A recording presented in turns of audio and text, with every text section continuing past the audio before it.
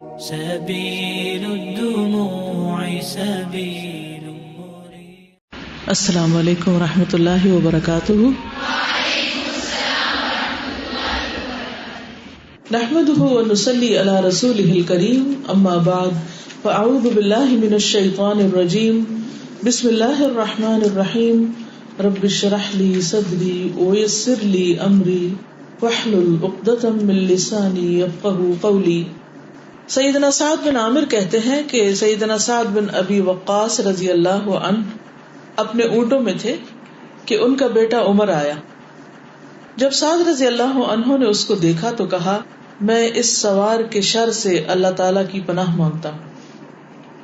پھر وہ اترا اور بولا کہ تم اپنے اونٹوں اور بکریوں میں اترے ہو اور لوگوں کو چھوڑ دیا کہ وہ سلطنت کے لیے لڑ رہے ہیں.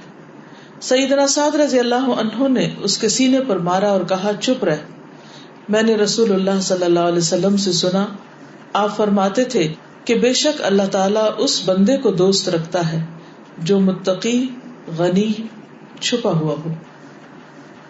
لفظی ترجمہ اور وضاحت. عن عامر بن سعد, عامر بن سعد سے روایت ہے, قال کہتے ہیں, کان سعد بن ابی وقاص کے سعد بن ابی وقاص 10 ان لوگوں میں سے ہیں جنہیں جنت کی بشارت ملی. فی ابلہ, اپنے اونٹوں میں تھے, یعنی اونٹوں کی دیکھ بھال کر رہے تھے.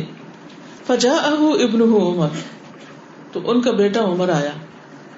فلما رآہ سعد, تو جب سعد نے ان کو دیکھا کہ بیٹا آیا ہے, قالا, تو ایک دم بولے, اعوذ باللہ, میں اللہ کی پناہ چاہتا ہوں, من شر ھذا الراکب, اس سوار کے شر سے, یعنی خیر کی خبر لایا ہوں, کوئی شر کی بات نہ ہو. عام طور پر ہوتا یہ ہے کہ جب ہم کام کاج کر رہے ہوتے ہیں تو اپنی چیزوں میں مصروف ہوتے ہیں, اپنے روٹین میں لگے ہوئے ہوتے ہیں, اور لوگوں کے ملنے کے اوقات بھی فرق ہوتے ہیں. مثلاً عموماً لوگ آپ کو کب وزٹ کرنے کے لیے آتے ہیں؟ ارلی مارننگ تو نہیں آتے, یعنی ایک وقت ہوتا ہے نا. تو جب کوئی وقت کے بغیر آتا ہے تو انسان اس کو دیکھ کر پریشان ہوتا ہے کہ یہ اس وقت کا آنا خیر ہو. کوئی آدھی رات کو دروازہ کھٹکھٹائے یا بالکل ارلی مارننگ کو, تو ہم کہتے ہیں خیر تو ہے, کیا ہوا؟ یا کوئی بہت صبح فون کر دے آپ کو, تو اس وقت آپ ایکسپیکٹ نہیں کر رہے ہوتے کیونکہ وہ فون کا وقت نہیں ہے. تو اسی طرح یہ اونٹوں کے کام کاج میں مصروف تھے اور آنے کا وقت نہیں تھا, تو اچانک بیٹا آیا اور سوار ہو کر آیا, تو کہنے لگے کہ میں اللہ کی پناہ چاہتا ہوں اس سوار کے شر سے. فنزل, تو وہ اترے, یعنی بیٹا اترا. فقالا, کہنے لگا, لہو, آپ کو, یعنی سعد بن ابی وقاص کو, انزلت فی ابلک وغنمک, آپ اپنے اونٹ اور بکریاں چرا رہے ہیں, ان کو دیکھ رہے ہیں, ان کے کام میں لگے ہوئے ہیں اور ان میں مصروف ہیں. وترکت الناس, اور آپ نے چھوڑ دیا لوگوں کو, یتنازعون الملک بینہم, کہ وہ آپس میں حکومت پر لڑیں, یعنی خلافت پر اتنی بحث ہو رہی ہے کہ کس کو دی جائے. جن لوگوں کا نام لیا گیا تھا ان میں سے ایک سعد بن ابی وقاص بھی تھے, یعنی حضرت ابو بکر کی خلافت کے وقت کی بات ہے. یعنی اس وقت آپ کو اونٹوں میں کھڑے ہونے کی بجائے, اس کام کی بجائے, جا کر ان لوگوں کے بیچ میں بیٹھ کر ان کو کوئی مشورہ دینا چاہیے جو خلافت کے بارے میں فیصلہ کرنے والے ہیں. فضرب سعد فی صدرہ, تو سعد نے اپنے بیٹے کے سینے پہ دھپ مارا, چپ رہو. فقال اسکت, کہا خاموش رہو, یعنی مجھے تم مت سمجھاؤ. سمعت رسول اللہ صلی اللہ علیہ وسلم یقول, میں نے رسول اللہ صلی اللہ علیہ وسلم کو فرماتے ہوئے سنا ہے, ان اللہ, بے شک اللہ, یحب, محبت رکھتا ہے, العبد, ایسے بندے سے, التقی, جو اللہ سے ڈرتا ہو, متقی ہو, پرہیزگار ہو, الغنی, جو بے نیاز ہو, غنی ہو, الخفی, چھپا ہوا, یعنی دکھاوے باز نہ ہو, شہرت کا طالب نہ ہو, اپنے آپ کو نمایاں کرنا اس کو پسند نہ ہو, ایسا شخص اللہ کا محبوب ہے. اب آپ دیکھیے کہ پچھلی حدیث میں ہم نے پڑھا کہ لوگوں میں بہترین وہ ہے جس کی عمر لمبی ہو اور عمل اچھے ہوں, اور یہاں ہم پڑھ رہے ہیں کہ اللہ کو محبوب وہ شخص ہے یا اللہ کا پیارا وہ شخص ہے, یعنی بہترین شخص ہے وہ جس کے اندر یہ تین کوالٹیز ہوں.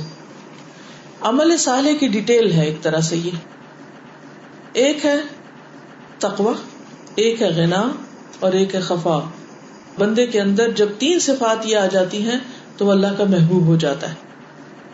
ہر شخص یہ پسند کرتا ہے کہ اللہ تعالیٰ اس سے محبت کرے اور وہ ایسے کام کرے کہ جس سے اللہ کی محبت کا حقدار ٹھہرے. وہ کام کون سے ہیں؟ ان میں پہلا کام تقوی ہے، اللہ کا ڈر. اللہ کا ڈر کیا چیز ہوتی ہے؟ اللہ کا ڈر اس وقت بندے کے دل میں آتا ہے جب بندہ حقیقی معنوں میں اللہ کی عظمت، بڑائی اور اللہ کے جلال کو پا لیتا ہے. جب اس کے دل میں یہ بات رچ بس جاتی ہے کہ اللہ بڑا ہے، بہت ہی بڑا ہے، وہ ہر چیز پر قادر ہے، وہ جو چاہے کر سکتا ہے، بہت بڑی طاقت والا ہے، انتقام لینے والا بھی ہے، رحمت کرنے والا بھی ہے. میری قسمت اس کے ہاتھ میں، میری تقدیر اس کے ہاتھ میں، میرا اچھا برا سب اسی کے حوالے. میں اس سے کہیں بھاگ کے نہیں جا سکتا، میں کہیں چھپ نہیں سکتا، میں اس کو دھوکہ نہیں دے سکتا. تو جتنی انسان کے اندر اللہ کی پہچان آتی ہے اس کے اسماء اور صفات کے ذریعے، ناموں کے ذریعے، اتنا انسان کے اندر اللہ کا تقوی، اللہ کا ڈر بیٹھتا جاتا ہے. تو تقوی دراصل کیا ہے؟ اللہ کی عظمت کا احساس. وہ ایسا احساس کہ انسان کو تنہائی میں بھی، اکیلے میں بھی غلط کاموں سے روک دے. وہ اس وقت اس کو نیکی پر ابھارے جب اسے کوئی بھی موٹیویٹ کرنے والا نہ ہو.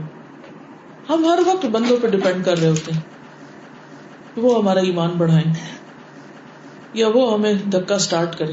ایک گاڑی ہوتی ہے جو خود چلتی اور ایک وہ گاڑی ہوتی ہے جو ہر تھوڑی دیر کے بعد کھڑپ سے رک جاتی.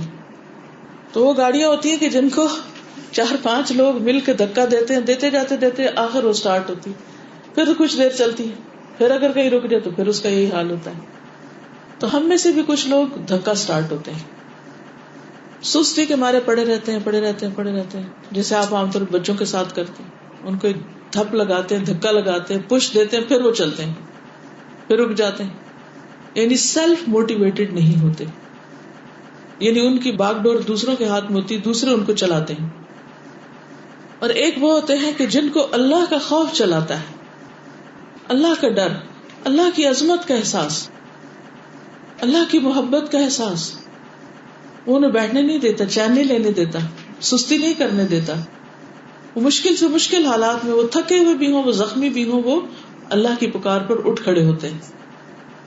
ان کو بہانے نہیں سوچتے، وہ کام کرنا جانتے ہیں کیونکہ انہوں نے کرنا ہے، کیونکہ وہ کوئی کام اللہ کے لیے کر رہے ہیں. کیونکہ جس کو اللہ کے لیے کرنا ہے اس کو پھر کسی بھی چیز کی پرواہ نہیں ہوتی، نہ کسی انسان کی پھر ناراضگی کی اور نہ کسی انسان کی طرف سے ملنے والے کسی فائدے کی، وہ پھر کرتا چلا جاتا ہے. تو جب کوئی شخص اللہ سے ڈرتا ہوگا اور اللہ کی خاطر سب کچھ کرتا ہوگا تو وہ اللہ کا محبوب نہ ہوگا کیا؟ تو ان اللہ یحب العبد التقی. اور دوسرا ہے الغنی، جو قناعت پسند ہو، بے نیاز ہو. بے نیاز سے مراد مغرور نہیں کہ وہ کسی سے سلام دعا نہ کرے کہ وہ بے نیازی دکھائے، وہ بے نیازی نہیں. یہاں بے نیازی سے مراد جو کچھ اس کے پاس ہے وہ اس پر اکتفا کرتا ہو، اس کے اندر لالچ نہ ہو، گریڈینس نہ ہو. خیر کا متلاشی ہو لیکن لالچی نہیں. اب آپ دیکھیے کہ کسی بھی شخص کے بارے میں جب آپ کو پتا چلتا ہے کہ وہ بڑا لالچی ہے تو آپ کے دل میں اس کی کوئی قدر رہتی، کوئی محبت رہتی؟ ہرگز نہیں. آپ اس سے بھاگتے ہیں. لیکن جب کسی کے بارے میں یہ پتا ہو کہ اس کو آپ کے مال سے، آپ کی شہرت سے، آپ کے اسٹیٹس سے، آپ کے کسی چیز سے غرض نہیں ہے، وہ بے غرض انسان ہے، غنی ہے، اس کا دل بھرا ہوا ہے، جس کہتے ہیں نا رجا ہوا، تو اس کے اندر ایک اطمینان ہے، جو ہے اس کے پاس اس پہ وہ راضی ہے. ایسا شخص بندوں کا بھی محبوب ہوتا ہے اور اللہ کا محبوب بھی ہوتا ہے. کیونکہ غنا کہتے ہیں دولت مندی کو اور غنی کہتے ہیں دولت مند کو. تو دولت مندی صرف مال سے نہیں ہوتی. بعض لوگوں کے پاس مال ہوتا ہے، اس کے باوجود ان کی لالچ کسی ٹھکانے نہیں ہوتی، وہ اس کو تو استعمال نہیں کرتے، اس سے کچھ فائدہ نہیں اٹھاتے اور کمانے کے چکر میں ہوتے ہیں. ان کی ہرس بڑھتی چلی جاتی ہے وقت کے ساتھ ساتھ، جس کا ذکر پیچھے آپ تفصیل سے پڑھ چکے ہیں. لیکن کچھ لوگ کوشش کرتے ہیں، اپنا کام کاج کرتے ہیں، محنت کرتے ہیں، کماتے ہیں، کھاتے ہیں، سب کچھ کرتے ہیں، لیکن ان کا دل مطمئن ہوتا ہے، دل راضی ہوتا ہے کہ اللہ نے بہت دیا ہے. کوئی ان سے پوچھتا ہے کہ کیسی گزری، کہتے ہیں بہت اچھی گزری. اور کچھ لوگ ہر وقت روتے رہتے ہیں، یہ بھی نہیں ہے، یہ بھی نہیں، یہ بھی محرومی ہے، یہ نہیں ہے، وہ نہیں ہے، ہر وقت پریشان رہتے ہیں. کیونکہ جو بندہ غنی ہوتا ہے نا، وہ پریشان نہیں ہوتا، اس کو اللہ کے اوپر بڑا بھروسہ ہوتا ہے، توکل ہوتا ہے، یقین ہوتا ہے، پورا اعتماد ہوتا ہے کہ میرا رب ہے نا، وہ کر دے گا. تو جو غنی ہوتا ہے وہ غنا اس کی دعاؤں میں، اس کے شکر میں، اس کے صبر میں، اس کے توکل میں، ہر چیز کے اندر ہوتا ہے. یعنی یہ ایک خوبی جو ہے غنا کی، وہ اس کے لیے بہت سی خوبیوں کا ذریعہ بن جاتی. دیکھیے شکر گزار کون ہوگا؟ جس کو یہ احساس ہوگا کہ میرے پاس بہت کچھ ہے. اور اگر کوئی شخص رونا ہی روتا رہے اور صرف اس کے اندر لالچ ہی ہو کہ اچھا میرے پاس یہ بھی نہیں اور اس کے پاس کیوں اتنا ہے، حسد کا بھی شکار ہو اور غم اور دکھ اور پریشانی اس کو گھیرے ہی رکھے ہر وقت، تو وہ اس کی خود ساختہ بھی ہوتی، اس کی عادت بن چکی ہوتی ہے صرف غمگین رہنا، روتے رہنا، خود بھی پریشان رہنا، دوسروں کو بھی کرنا، بیکار کی سوچے سوچنا، کیونکہ اور تو کوئی سوچ ہے نہیں اچھی، کچھ کرنے کو نہیں، بس یہی سوچے چلے جاتے کیا نہیں ہے. جس کو 2 وقت کی روٹی میسر اور جس کو رہنے کے لیے چھت میسر، وہ بادشاہ ہے دنیا میں، وہ دنیا میں بادشاہ کی حیثیت سے رہ رہا ہے، اس کو کس بات کا غم ہے. لیکن عادت سے مجبور ہیں لوگ، ہر وقت رونا دھونا جاری رہتا ہے. تو اسی طرح جو غنی انسان ہوتا ہے، جب اس کو اطمینان ہوتا ہے اور کوئی چیز کھو جاتی ہے اسے، یا کوئی چیز نہیں بھی ہوتی اور کوئی غم آ جاتا ہے زندگی میں، تو بڑے آسان طریقے سے صبر کرتا ہے، کہتا ہے اللہ تیرا شکر ہے تو نے اتنا کچھ دیا، اگر یہ فلاں چیز لے لی مجھ سے، کوئی بھی عزیز پیارا فوت ہو گیا، تو وہ بڑے اچھے طریقے سے صبر کر سکتا ہے کہ باقی تو سب ہیں نا، بہن بھائی ہیں، ماں ہے، نانی ہے، دادی ہے، فلاں ہے، وہ گننے لگتا ہے جو اتنے سارے ہیں. ابھی وہ صرف اسی کا بچار نہیں کرتا رہتا اور اس کی بنا پہ بچارا نہیں بنا رہتا کہ جو چلا گیا، کیونکہ یہ بھی ایک عادت ہوتی ہے بچارا بن کے جینے کی. ایسے لوگ زندگی میں کچھ کر نہیں سکتے، اور یہ بھی صرف اس لیے کہ دوسروں کی بس ہمیں ٹینشن ملتی رہے، وہ دھکا سٹارٹ والی بات ہے. اور الخفی، جو چھپ کے رہنا پسند کرے، چھپی ہوئی نیکیاں کرے، جو اپنی نیکیوں کا اشتہار نہ دے. اب آپ دیکھیے کہ جو ہر ایک سے چھپ کے نیکی کر رہا ہے، وہ دراصل کس کو دکھا رہا ہے؟ کس کو دکھا رہا ہے؟ اللہ تعالیٰ کو. یہ چیز بھی اس کے غنا کی علامت ہے. اللہ نے دیکھ لیا، کافی ہے. حسبی وکفا، کافی ہے مجھے اور وہ کافی ہے. سمع اللہ لمن دعا، اللہ نے سن لیا اس کی بات جس نے اس کو پکارا ہے نا. اللہ سننے والا ہے نا، وہ دیکھنے والا. کوئی نہیں دیکھتا تو نہ صحیح، غم کس بات کا، کوئی نہیں میری بات سنتا نہ صحیح. یہ ہے غنا، اللہ ہے نا سننے والا. سمع اللہ لمن دعا لیس وراء اللہ المنتہی، تو اللہ اس کے لیے کافی ہو جاتا ہے. اسی طرح اس کو دکھاوے کا قطعاً کوئی شوق نہیں ہوتا کہ لوگوں میں بڑی شہرت ہو اور لوگ مجھے بڑی امپورٹنس دیں، کیونکہ جس کو یہ شوق لگ جائے کہ لوگ دیکھ لیں، وہ یہ بھول جاتا ہے، وہ یہ کافی نہیں سمجھتا کہ اللہ نے دیکھ لیا، اور اللہ کا دیکھ لینا کافی. وَكَفَى بِاللَّهِ شَهِيدًا، اللہ کی گواہی بھی کافی. آپ دیکھیے کہ جتنے بھی غم ہیں، جتنے بھی جھگڑے ہیں، ان سب کے پیچھے دنیا کی محبت ہے. یا مال کی محبت ہے، یا جاہ کی محبت ہے، رتبے کی، عہدے کی. اور وہ بندہ ان صفات سے خالی ہے، چاہے کتنا بھی دعویٰ کرتا رہے، کتنا بھی خوش فہمی کا شکار ہو کہ اس کے اندر اللہ کا بڑا ڈر ہے اور اس کا دل بے نیاز ہے اور اس کو چھپ کے رہنا پسند ہے. جھوٹ کہتا ہے وہ. جھگڑالو شخص اصل میں ہے ہی نہیں ان میں سے کسی صفت کا حامل. جھگڑا کرتا وہ ہے، لڑتا وہ ہے، شکوے شکایتیں وہ کرتا ہے، اعتراضات کا پٹورا ہے وہ شخص، کہ جس کے اندر یہ صفات نہیں. کیونکہ جو اللہ سے ڈرتا ہے وہ اس کے لیے کافی ہے. تنہائی میں بھی اللہ کافی ہے. وہ تنہائی میں کبھی بور نہیں ہوتا, کبھی بھی, بلکہ تنہائی اس کو بہت اچھی لگنے لگتی ہے کہ ایک ایسی ہستی سے بات کرنے کا اس کو موقع مل جاتا ہے جو اس کی ہر بات سمجھتی. کتنی دفعہ ایسا ہوتا ہے نا کہ آپ کا دل غمگین ہوتا ہے, آپ کسی انسان سے شیئر کرنے لگتے ہیں, وہ اتنی فضول بات آگے سے کرتا ہے کہ آپ اور غمگین ہو جاتے ہیں. آپ کہتے ہیں نہ ہی کہی ہوتی, نہ ہی اس کو بتایا ہوتا. اچھا, عموماً ہم بتاتے بھی کس کو, جن پہ بڑا مان ہوتا ہے نا, جن سے بڑی محبت ہوتی اور جن پر یقین ہوتا ہے کہ ہماری ہاں میں ہاں ملائیں گے اور ہمارا ساتھ دیں گے. مثلا شوہر ہے, بچے ہیں, گہرے دوست.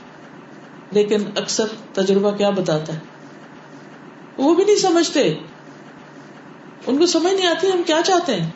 کیونکہ بعض اوقات ہمیں خود بھی سمجھ نہیں آتی کہ ہم کیا چاہتے ہیں, ہم کیوں اداس ہیں, ہمیں کیا دکھ ہے.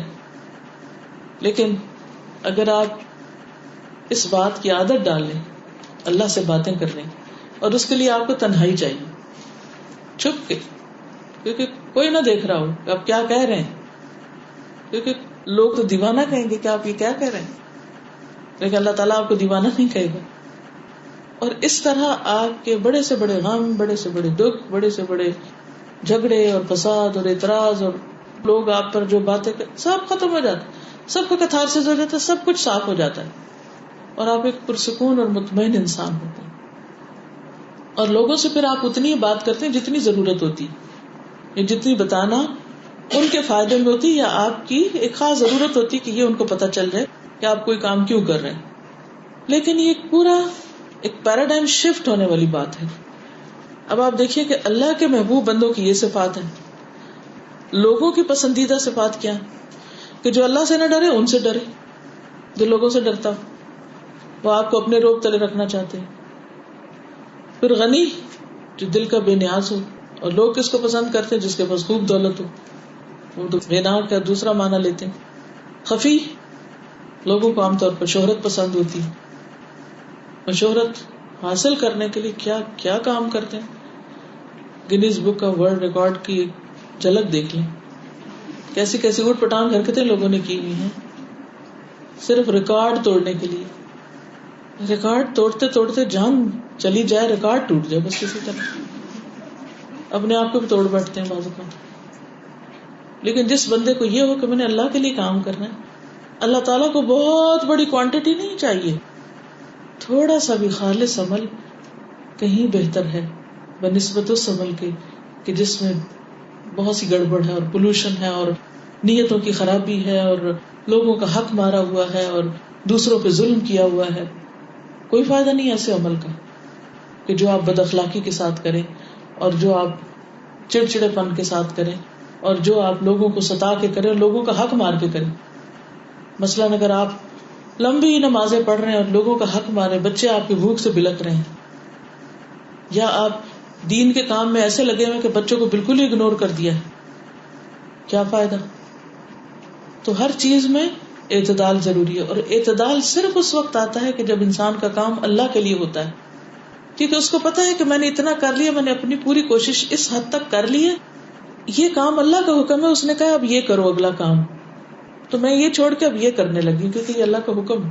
ایسا بندہ جب اللہ کی رضا کے پیچھے دوڑنے لگتا ہے تو ہر چیز اپنی پلیس پہ آ جاتی ہے. پھر بہت ساری چیز کے پیچھے نہیں دوڑتا, وہ کوالٹی کے پیچھے دوڑتا ہے کہ اچھا میں یہ کر لوں اور اچھی طرح کر لوں, ایسا کر لوں کہ اللہ کو پسند آ جائے. تو ان اللہ یحب العبد التقی الغنی الخفی